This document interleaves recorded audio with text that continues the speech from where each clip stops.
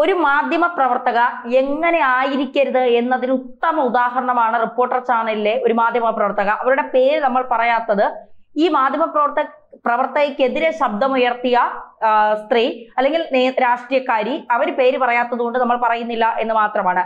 ശ്രീദേവി കുഞ്ഞമ്മ, അവരെ CPI നിന്ന് കോൺഗ്രസിലേക്ക് വന്നതാണ്.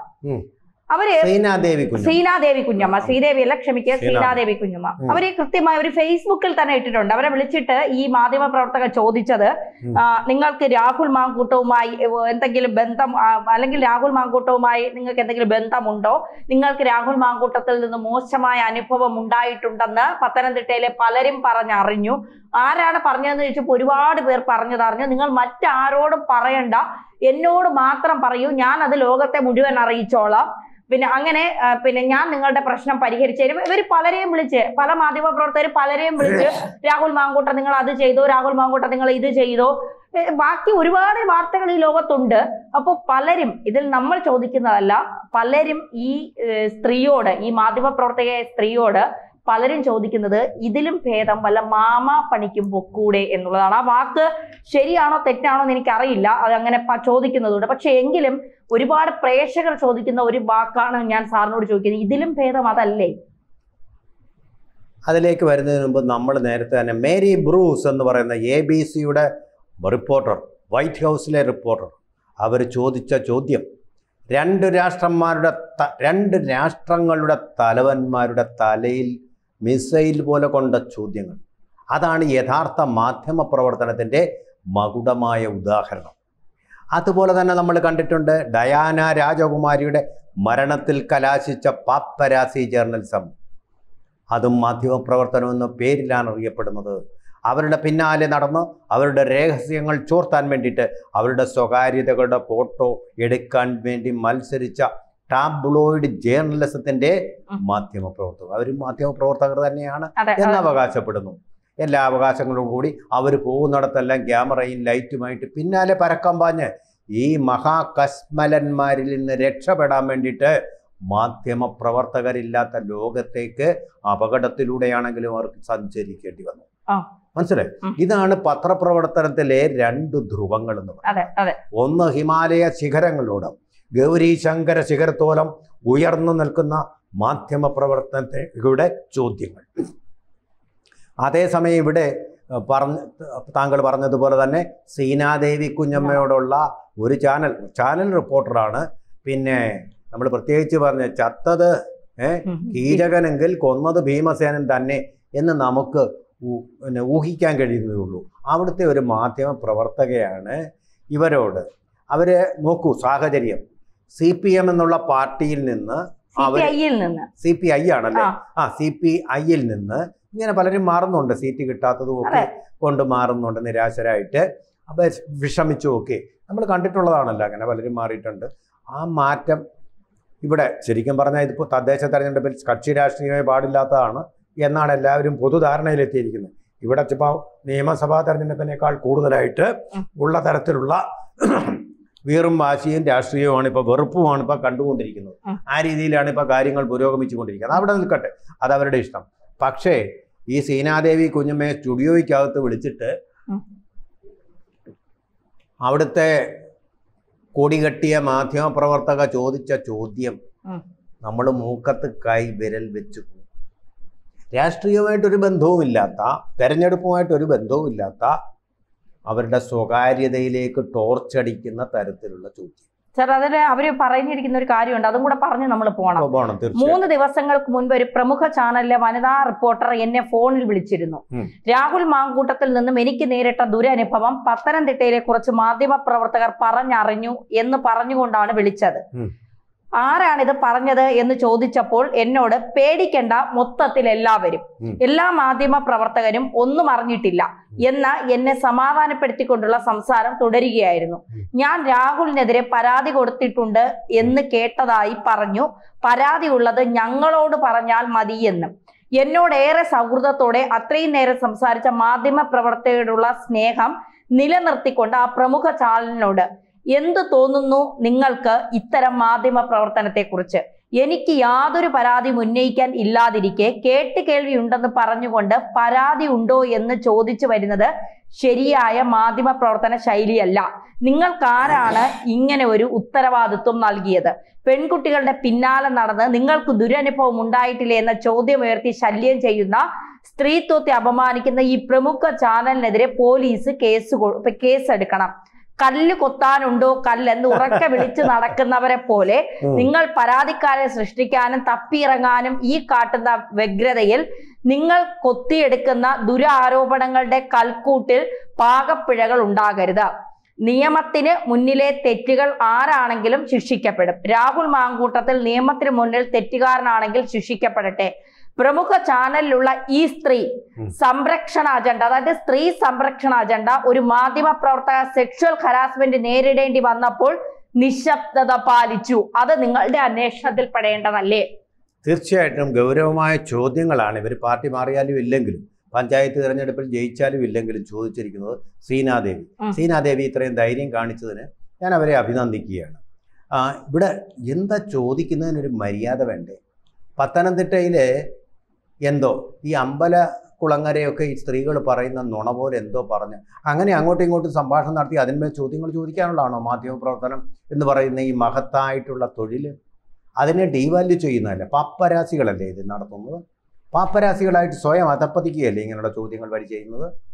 ഒരു മാധ്യമ സ്ഥാപനത്തിന് തണലിരിക്കുമ്പോൾ ക്യാമറകളിൽ കാണുമ്പോൾ ജനങ്ങൾ നിങ്ങളെ ശ്രദ്ധിക്കുന്നു. അതുകൊണ്ട് ഞാനാണ് ലോകത്തിലെ ഏറ്റവും വലിയ മാധ്യമ പ്രവർത്തക എന്ന് ധരിച്ചിരിക്കുന്ന പല മാധ്യമ പ്രവർത്തകരും കേരളത്തിലുണ്ട്. സഹതാപമാണ് അവരോട് തോന്നുന്നത്. ഒരു ദിവസം ക്യാമറയിൽ വന്നില്ലെങ്കിൽ തീർന്നു. നമ്മളറിയാമല്ലോ, നികേഷ് കുമാർ താരമായിരുന്നല്ലോ, ആരെങ്കിലും ഓർക്കുന്നു? ഐക്കോൺ ആയിരുന്നല്ലോ. എവിടെ നികേഷ് കുമാർ? ക്യാമറയുടെ വെളിച്ചം കിട്ടിയില്ലെങ്കിൽ തീർന്നു. അതായത് നമ്മുടെ ലൈഫ് സപ്പോർട്ട് സിസ്റ്റം സൂരിക്കഴിഞ്ഞാൽ അവിടെ കിടക്കുന്ന രോഗിക്ക് എന്ത് സംഭവിക്കുന്നു? അതുപോലെ ഇതില് പറയാനുള്ള ഒരു കാര്യം പറയുന്നത് ശരിയോ തെറ്റോ എനിക്കറിയില്ല, എങ്കിലും പറയുകയാണ്. ഇവർ ഇത്രയും മറ്റുള്ള സ്ത്രീകളുടെ പുറകെ നടന്ന് ഈ മാധ്യമപ്രവർത്തകർ ചോദിച്ചു, മാധ്യമപ്രവർത്തകരുടെ പേര് ഇപ്പോഴും പറയുന്നില്ല, ജനങ്ങൾ ഊഹിച്ചെടുത്തോട്ടെ, അല്ലെങ്കിൽ അവർ മനസ്സിലാക്കിയെടുത്തോട്ടെ. ഈ മഞ്ഞ നിറമുള്ളവന് കാണുന്നതെല്ലാം മഞ്ഞ എന്ന് തോന്നുന്ന ഒരു പഴൻമൊഴി നമ്മൾ കേട്ടിട്ടുണ്ട്. ഈ പറയുന്ന ആളെക്കുറിച്ചും കുറെ കാലങ്ങളായി നമ്മൾ ദിലീപ് അടക്കം കുഴലൂത്ത് എന്നൊക്കെ പറഞ്ഞുകൊണ്ട് ചില പ്രസ്താവനകൾ നടത്തിയത് നമ്മൾ ഓർക്കുന്നു.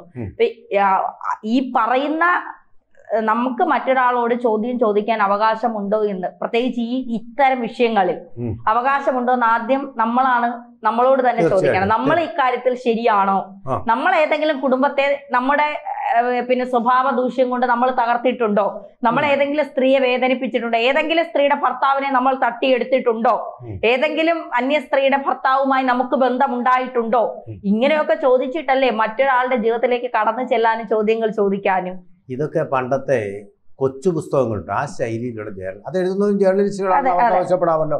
അതുപോലെ തന്നെ തനി നിറമെന്നൊരു പത്രം ഉണ്ടായിരുന്നു, ഇതിനേക്കാൾ നിലവാരമുള്ള മഞ്ഞപ്പത്രം എന്ന് പറയും. പക്ഷെ അവർക്ക് അവരുടേതായ ഒരു ലക്ഷ്യം ഉണ്ടായിരുന്നു, കുറെ കോപ്പികൾ അടിക്കുക, ഏതെങ്കിലും ഒരു രാഷ്ട്രീയ നേതാവിനെ കുറിച്ചുള്ള സെക്ഷൽ സ്കാൻഡൽ ഇടുക. അപ്പോൾ എന്ത് ചെയ്യും? ഞങ്ങളിങ്ങനെ പബ്ലിഷ് ചെയ്യാൻ പോകുന്നുണ്ട് എന്ന് പറഞ്ഞ് അവിടെ പോയി പൈസ വാങ്ങിക്കും. ഇതല്ലെങ്കിൽ എന്ത് ചെയ്യും? പത്രത്തിൽ വാർത്ത അതായി വന്നിട്ടുണ്ടെന്ന് കാണിക്കുമ്പോൾ എന്ത് ചെയ്യും? വലിയ സിവിൽ സർവീസിലുള്ള ഉന്നതന്മാരെ കുറിച്ചായിരിക്കും.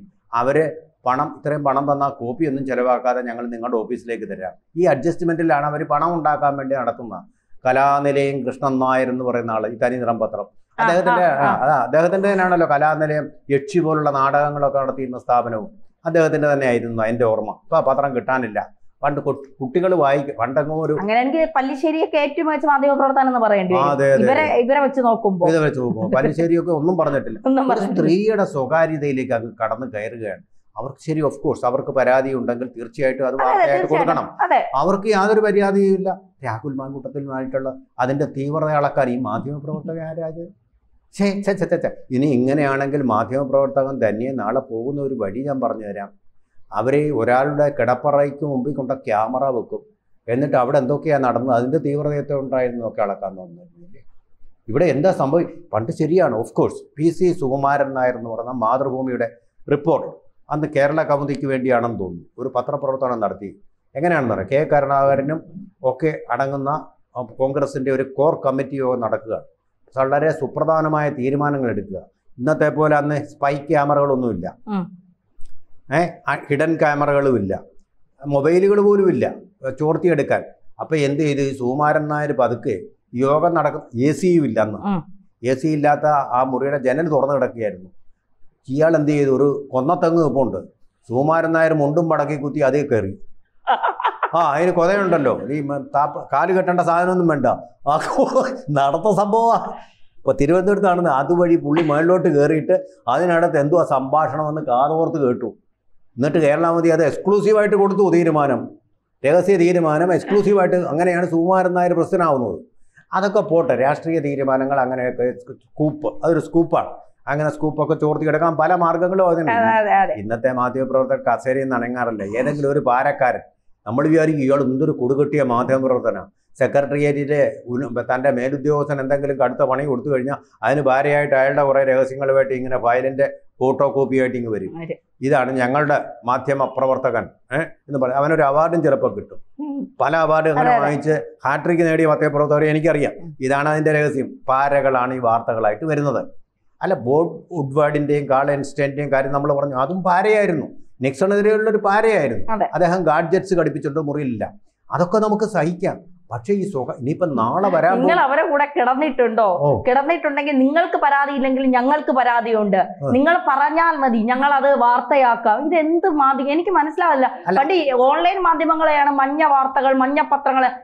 ഇപ്പോ ഓൺലൈൻ മാധ്യമങ്ങളൊക്കെ ഇവരെക്കാളും വലിയ സ്റ്റാൻഡേർഡായി. അവർ കൃത്യമായ വാർത്തകൾ ജനങ്ങളിൽ, അതുകൊണ്ടായിരിക്കാം ഈ ഓൺലൈൻ മാധ്യമങ്ങൾക്ക് ഇത്രത്തോളം പ്രേക്ഷകരുണ്ടാകുന്നത്. അല്ല ധന്യ, ഇതിൻ്റെ അടുത്ത ഘട്ടം എന്ന് പറയുമ്പോൾ കുറച്ചുകൂടെ പുരോഗമിച്ച് വികസിച്ചിട്ട് മുന്നോട്ടാണല്ലോ പോകുന്നത്, പ്രോഗ്രസീവ് ആക്കിക്കൊണ്ട്. അതിൻ്റെ പിന്നെ ചീഫ് എഡിറ്റർ എന്ന് പറയുന്നത് പൊളിറ്റിക്സിൽ PhD നേടിയ ആളാണ്, ഡോക്ടറേറ്റുള്ള ആളാണ്. ഉടമ ആരാ? തടി വിട്ട് കാട്ടിലെ തടിയെല്ലാം വിറ്റ് വെട്ടിയിട്ട് കാശുണ്ടാക്കി ആളുകളെ ഈ പുരാവസ്തുവിൻ്റെ പേരിൽ പറ്റിക്കുകയൊക്കെ ചെയ്ത സംഘമാണ്, ടീമാണ്. അവിടെ വന്നിരുന്നോണ്ട് പുള്ളിക്കാരനും വൈകുന്നേരം ആകുമ്പോൾ ആർക്കും പറഞ്ഞുകൊണ്ട് ഗർജിക്കുന്നതൊക്കെ. എന്താ കാര്യം എന്നറിയാമോ? പണം ഇഷ്ടം പോലെ ഉണ്ട്. ഇനി പിടിക്കപ്പെടാതിരിക്കാൻ ഒരു പൊളിറ്റിക്കൽ ക്ലൗട്ട് വേണം. അതിന് ചാനൽ തുടങ്ങുക. പലരും അങ്ങനെ നഷ്ടത്തിൽ നടക്കുന്ന ആൾക്കാർക്ക് ശമ്പളവും കൊടുക്കത്തില്ല, ജീവനക്കാർക്ക് ശമ്പളവും മര്യാദയ്ക്ക് കൊടുക്കുകയില്ല. എനിക്ക് ചാനൽ വേണം. എന്തിനാ? എനിക്ക് പൊളിറ്റിക്കൽ ക്ലൗട്ട്. പിണറായി വിജയനൊക്കെ കാണണം, ഞാൻ ഇതിനകത്തിരുന്ന് സംസാരിക്കും. അപ്പോൾ ഒരു പിടി വീഴത്തില്ലല്ലോ, പേടി വരുമല്ലോ. എന്നാൽ പിണറായി വിജയൻ ഇവരെ ഒന്നും പേടിയില്ല, പിടിക്കണ്ടെങ്കിൽ പിടിക്കും, അത് വേറെ കാര്യം, എനിക്കറിയാൻ നല്ല പോലെ. അപ്പോൾ അതുകൊണ്ട് ഇനിയിപ്പോൾ അടുത്ത ഘട്ടം വരുമ്പോഴാണ് സൂക്ഷിക്കേണ്ടത്. ഇത്രയൊക്കെ ചോർത്തിയെടുക്കാൻ നോക്കി കിടക്കറയൊക്കെ വെളിയിൽ കൊണ്ട ക്യാമറ, ഇവർക്ക് ഇഷ്ടംപോലെ ക്യാമറകളുണ്ട്. പൊന്നെ തിരുവനന്തപുരത്ത് അവരുടെ ബ്യൂറോയിൽ നോക്കണം. ഞാൻ ചോദിച്ചു, ഇവരുടെ ഹെഡ് ക്വാർട്ടേഴ്സ് ആണെന്ന് വിചാരിച്ചു പോയി. ഇഷ്ടംപോലെ എപ്പോഴും സദാ വഴിയിൽ ഇങ്ങനെ ചുവന്ന ആ കുമളയുള്ള മൈക്കുമായിട്ട് ഇങ്ങനെ നിൽക്കുകയാണ് പത്രപ്രവർത്തകരുടെ പടഹം. അവരെല്ലാം ഇങ്ങനെ നിൽക്കുകയാണ്, വലിയ 3 മണി എല്ലാം റെക്കോർഡ് ചെയ്യുക.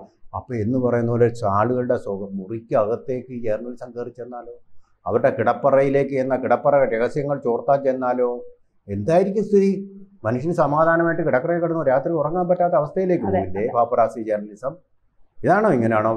വലിയ കൊടി കെട്ടിയ ആൾ തന്നെ കവിഞ്ഞ ആരുമില്ലെന്നുള്ള ഭാവത്തിലിരിക്കുന്ന ഒരു മാധ്യമപ്രവർത്തകയാണെങ്കിൽ ചോദ്യം ചോദിച്ചെന്ന് പറഞ്ഞു. മോശമായി പോയി. എന്തെങ്കിലും പരാതി ഉണ്ടെങ്കിൽ ഇവര് പറയില്ലേ? അല്ലെങ്കിൽ ഇങ്ങനെ ചോദിക്കാം. ക്രിസ്ത്യൻ ഫ്രൈയിൽ നിന്ന് വേറെ അറിയണം, ഒരു സ്ത്രീയാണല്ലോ, ചെറുപ്പക്കാരിയുണ്ടോ, എന്തെങ്കിലും തരത്തിലുള്ള മോശമായ പെരുമാറ്റം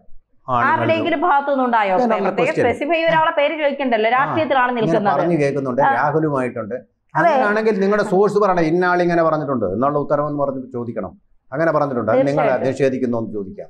അല്ല, ഇങ്ങനെ പലരും പറയുന്നത് അമ്പലക്കുളങ്ങരയൊക്കെ സ്ത്രീകൾ തുണി അലക്കാനും കുളിക്കാനും തറ ലെവലിലേക്ക് ഇനി പോകാനില്ലാത്ത വിധം ആ സ്ത്രീ പറഞ്ഞ ഒരു ചാനലിൽ പറഞ്ഞ തെമ്മാടിത്തം നോക്കിയാൽ നമ്മൾ ആ വാക്കുകൾ ഉപയോഗിക്കില്ല.